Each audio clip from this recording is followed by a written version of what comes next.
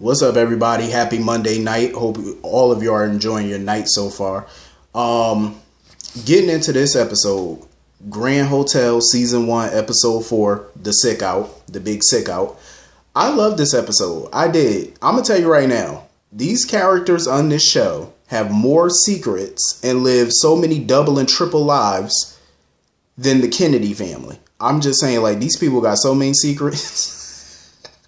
But I enjoyed this episode, though. So basically, the whole damn hotel was in disarray because Santiago chose to not give everybody their staff bonuses. I would have been pissed, too, if I was the staff. So Nelson decided to stage a strike.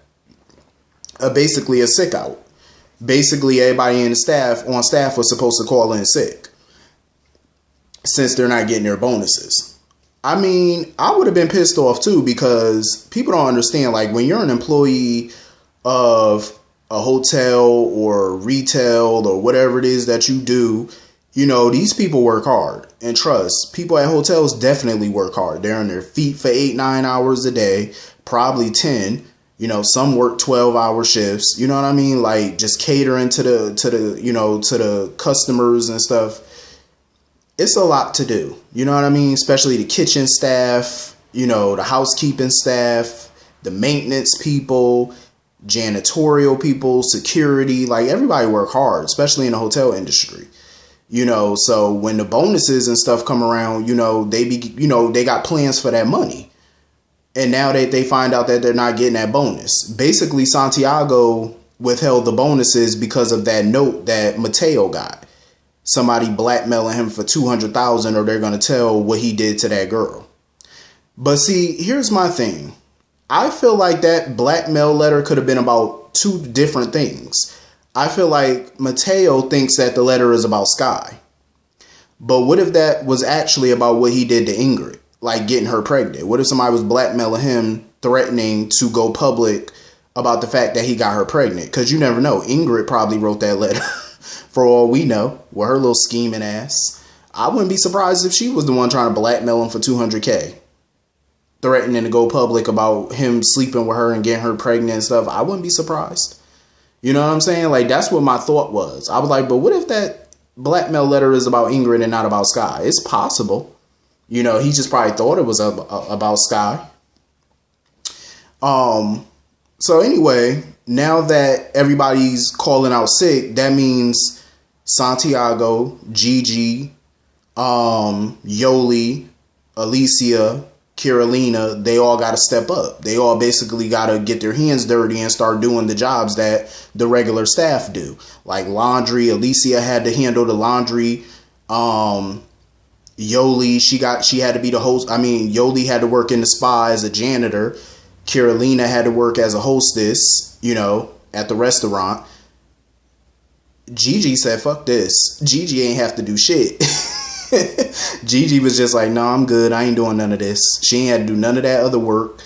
Shit, even Santiago had to work in the kitchen as a head chef because their head chef called in sick. So now he got to be the head chef. I was actually surprised that Santiago know how to chop up vegetables that fast. And he know how to chop it up like a pro, too. And he know how to cook. I said, well, I'm shocked. I was surprised Santiago know how to get down in the kitchen. I was genuinely surprised by that. Even the staff was shocked. You know what I mean? But I don't blame Yoli because they be doing Yoli so dirty on this show. Carolina, Yoli had to wear this little dingy looking janitorial jumpsuit, you know, to like Michael Myers wear Halloween. And Yoli had to wear that, and Carolina got to wear this little tight, sparkly dress as a hostess. Yoli was mad as hell. She was like, so I gotta wear this little nasty jumpsuit, but she get to wear that. They be doing Yoli dirty on this show. They be doing her dirty. But Yoli kept on complaining when she was working in the spa about cleaning and mopping and stuff, because you know how them privileged kids do. You know, when they got to do a little bit of work for one day, they start complaining and whining, and that's basically what Yoli was doing, acting like a little spoiled brat. And I love how the girl that works in the spa, I forgot her name, but she was basically saying, oh, now you got to see what I deal with it for for every single day, and you're only doing it for one day. I agree, because, people complain about other people's jobs and stuff when they the ones that have to do it. I'm like, but these people do this stuff every day for a living, while y'all sit around, living off trust funds and everything else. I don't blame that girl for being offended and upset. This is her reality every day. So, Yoli apologized to her and stuff like that. And the girl basically hit on Yoli. Like, she was flirting with her. I didn't know Yoli go that way, but I guess she going that way now. And her and Yoli and the girl actually set up a date and stuff. I'm happy for Yoli, because all the men always paid attention to Carolina. But now she got a woman who's actually paying attention to her. So I'm happy for Yoli. She made a date with the girl. She made a little love connection. I'm happy for her. So anyway, this dude come up in the hotel named Victor. He's an old friend of Gigi or whatever. And come to find out, they had him, sit down in the restaurant and stuff. Mind you, the restaurant is a hot mess because, like I said, everybody called in sick. So they're short staffed. So tables are not being bussed. Like, some of the tables look a hot, dirty mess. They can't even order certain food because they don't have a head chef to make it. And, Santiago, he can cook, but it's certain things obviously on the menu that he can't make. So they only gonna eat whatever he make. That hotel was just, it was a hot mess. It was funny as hell seeing everybody, all these privileged people, have to get their hands dirty and cook and clean and do laundry, and it was just hilarious. All except Queen Bee Gigi, because Gigi wasn't doing none of that mess. So Victor basically was asking Gigi, was she happy in her marriage? And he was asking all these questions because he's in communication with her first ex-husband, Felix, Yoli and Carolina father. I never knew that she was married before. This was a shock to me because I didn't know she was married. So I'm like, hold up, who Felix? So apparently Felix ran off with a lot of people money, including Santiago. Like, he basically fleeced a lot of people out of their money. And when he did that, he just left Gigi and her kids to basically fend for themselves. So now that Felix is back, he's trying to make amends or whatever. So Victor was talking on his behalf, trying to see if Gigi would give him another chance.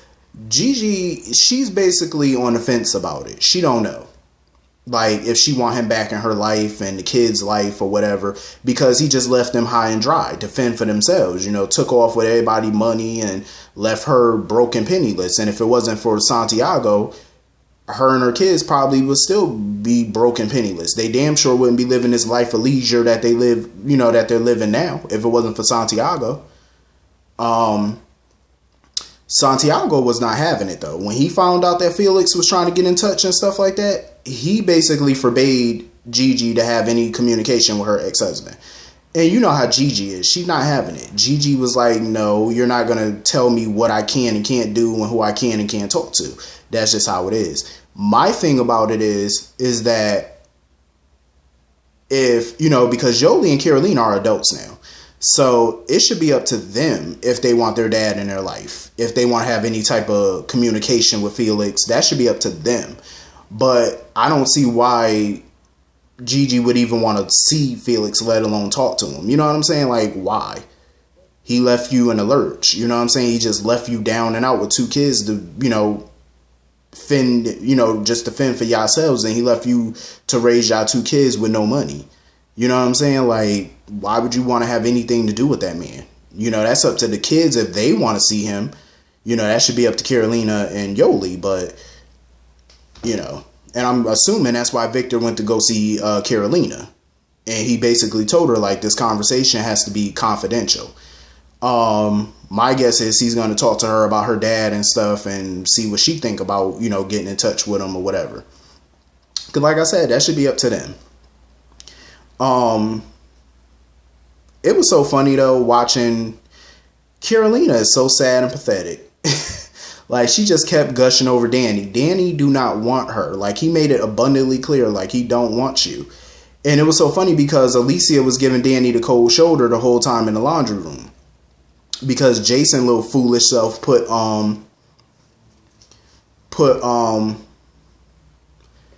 Danny's shirt in the laundry, and his shirt had the love letter for Sky in the pocket. So that's why he went down to the laundry to go find it.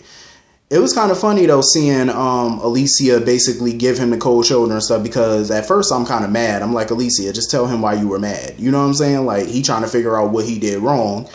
But she overheard his conversation with Carolina and found out that he never slept with Carolina like she thought he did. So she was happy. She was like dumb happy about it. And her and Danny finally kissed and stuff. And I was happy at first until the end of this video. Until the end of the episode. I was kind of happy. But they even had Javi at work. Javi was doing maintenance with Mrs. P husband, Malcolm. Like, these people were working hard. You know, everybody was just working. You know what I mean? Like, Jason was pulling down, you know, double, triple. Everybody just pulling down double and triple shifts, like on their feet all day, just doing everything. And Jason just was super pissed with Santiago in the kitchen, because Santiago basically was criticizing Jason's work ethic or whatever, basically saying like, you know, his work ethic for the day was subpar or whatever. Jason had enough of it. Jason was pissed about them bonuses. And, you know, Mrs. P had to basically come in and check Jason, like, you know, letting him know, like, you don't speak to Santiago like that. He been good to the family over the years. But Jason see what it is, though. I agreed with both of them. I agree with Mrs. P and I agree with Jason. Jason had every right to be upset about those bonuses. The whole staff had every right to be upset. But if they only knew, because they thought that he was withholding the bonuses, and they all thought that Santiago was still making a fortune or whatever while they were being broke. But that's not the truth, though. Obviously, Santiago's not going to tell them the truth, but it just wasn't the full truth. You know, he actually wasn't, you know, he's not as wealthy as they think he is. Like, he's going through a lot of financial mess himself, but he can't tell them that. So I definitely understood where, you know, Jason was coming from. He was just letting his mother know, like, no matter how hard you try to be, you know, the upper crust and the upper elite, you're never going to be like the Mendoza family. You're one of us. You're one of the staff. You know what I'm saying? You're not them. You're not the owner. You know, he was just letting her know that. But I do agree with Mrs. P. Like, she understood he was upset, but at the end of the day, you know that Santiago is still your boss. And you don't address your boss in that manner, especially in front of other staff members. So I definitely agreed with that. You know, there's a time and a place and a way to handle things. And I don't blame them, though. You know, everybody's working hard and they've been working all day. So it got the best of them, you know, and they're frustrated. Even, you know, Malcolm was basically saying the same thing. He was just telling Mrs. P, like, you know, just cut Jason some slack because everybody's tired. Hell, even Malcolm tired. He been on his feet all day. Plus, he got to work with Javi. And you know Javi just a whole mess. You know, it's about damn time Santiago cut Javi off from the family money. It's about time. Like, I think he did it for multiple reasons. When Javi told him that he was having a baby, I think that was an eye-opener for Santiago to finally force Javi to man up and basically start taking responsibility. Also, their family money is, you know, running short. So he can't afford to, you know, keep footing the bill for Javi to mooch. Plus, now he got to take care of a baby and a baby mama. I don't blame Santiago. Santiago was like, nope. You got a baby on the way, plus you got a baby mama? It ain't going down. Santiago was like, nope, I'm cutting you off. You're going to have to get a job.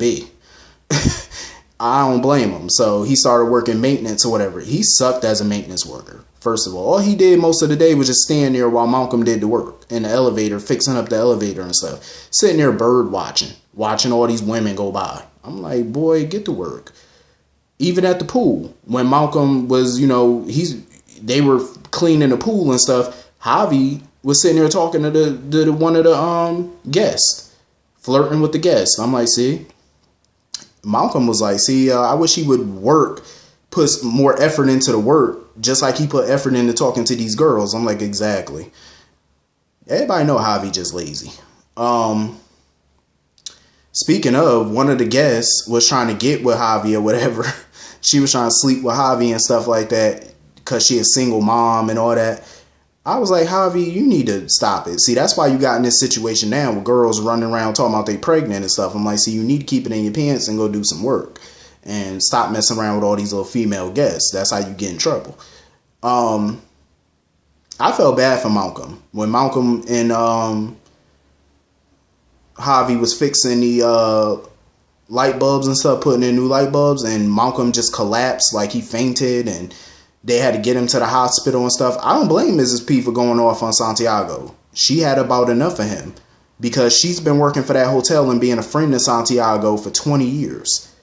After his wife died and stuff, and, you know, Javi went into the hospital and stuff where he got his leg amputated, she was there making sure that the hotel was afloat. You know, she's been not only a loyal employee, but she's been a loyal friend to them for over 20 years. And Santiago won't even tell her what's going on.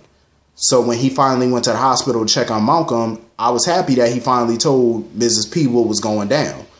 You know what I'm saying? Like, he finally told her, like, you know, the hotel was going through financial mess and he had to borrow some money from some dangerous people. And a part of the deal to borrow the money was he had to hire Mateo. You know, so it's about time that he told her the truth. And, you know, by the end, they decided, you know, thanks to Mrs. P, they decided to not only give everybody their staff bonuses like he originally should have. He decided to finally give everybody the staff bonuses and, you know, throw them a little staff party, which I thought was nice. You know, you got to treat your staff right. You know what I mean? These people work hard. Because the only reason he was taking their bonuses away was to pay off that little blackmail, that $200,000. But he decided not to pay it, I guess, and just give everybody their staff bonuses. Because like he told Mateo, he was like, I'm going to do what I should have did, which is flush the blackmailer out. You know what I mean? Like, just flush him out. And I agree. That's what you should do, because it ain't right to make everybody else pay for something shady that y'all in. I feel bad for Malcolm, though, because when Mrs. P went to the hotel to go pick up Malcolm, he had this grim look on his face. So apparently the doctors found something when they ran those tests. I hope it ain't cancer. I hope it's not. I really do. I really hope it's not cancer. I will say Danny was smart when he finally was smart, because usually in every episode he's not so subtle, but he was smart when he decided to have everybody sign the birthday card for Ingrid's birthday or whatever. He did that so he could get everybody's signature to compare it to the love letter that somebody wrote his sister.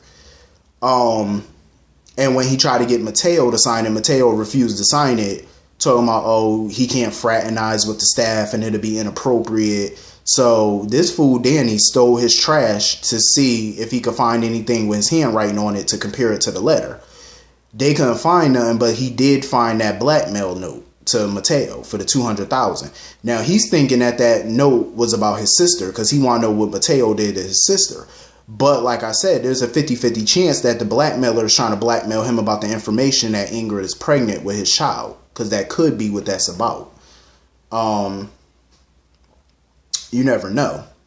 You know what I mean? But I still wouldn't trust Mateo, because we all know Mateo more than likely had something to do with what happened with Sky. But speaking of Mateo, this fool Mateo was even working as a busboy today. Like, not a busboy, but a bellhop. He had to bring all the bags upstairs. I agree with him, though, because he keeps telling Ingrid, little ignorant behind, like, you're playing with fire when you're dealing with the Mendoza family. Like, you don't know who you're dealing with. Like, that family is not to be played with. And now she know that Javi was, you know, Jason basically told her that Javi was cut off from the money. Like, why keep trying to pin this baby on somebody who can't financially provide for it? You know what I'm saying? I thought it was nice of Javi to come there. You know, he came there with like this little onesie that he got from the gift shop or whatever. You know, Javi is stepping up. You know, he wants to be a dad to this baby. He wants to be hands-on, you know, help her raise the kid, you know. And this little heifer, knowing that he was cut off from the money, she's still talking about something. What about the money that you're supposed to give me? That little $600 for the deductible and the copay for the doctor's appointment. I'm like, are you serious? You really trying to squeeze money out of this boy who you know just got cut off from the family money? Like, he don't got no money. And what you gonna do when they want a paternity test? Because judging by the next episode, Santiago brings that up. Like, she's really playing with fire. I have a feeling that Ingrid not gonna be around too much longer. I have a feeling she's gonna be dead by mid-season. Like, I just have a feeling she's gonna become a casualty. Like, you're not long for this life. I'm just saying, like, because you're playing a dangerous game. I felt bad for Jason, though, because Javi had room service come up, and Jason was the one bringing the room service. And the look on his face when he saw Ingrid in that room, and he saw that little baby onesie and stuff like that, he's putting two and two together that Javi's the father. Even though we all know Javi ain't the father because he never slept with this heifer.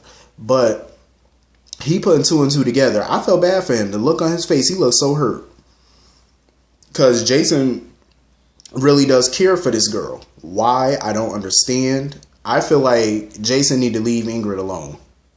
Like, he really do. He need to leave that girl alone. She ain't nothing but trouble and a waste of space. Like, leave her alone. You can do better, Jason.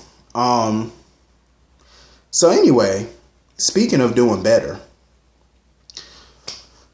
I was all for Alicia and Danny hooking up, getting together, becoming a couple. You know, he even started to open up to her about him being in foster care and stuff like that, and how he lost touch with his sister and stuff like that. You know, he was opening up to her. But come to find out, you know those little secret phone calls Danny's been having with somebody? The girl he's been talking to was actually his girlfriend back home. I said, this fool got a girlfriend? I was like, oh, hell no. No, you're not about to sit there and play my girl Alicia.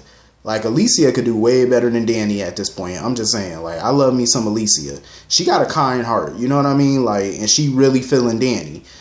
And I feel bad that he basically, like, playing her. Because, you know, shit is going to hit the fan when she find out the truth. Not only the fact that Sky was his sister and he was there only to investigate what happened to her, but the mere fact that you got a whole girlfriend at home, she's going to be pissed when she find out. Like, she's definitely going to drop kick his ass. And I can't wait. Like, you got to stop playing these games with her. Like, that's messed up.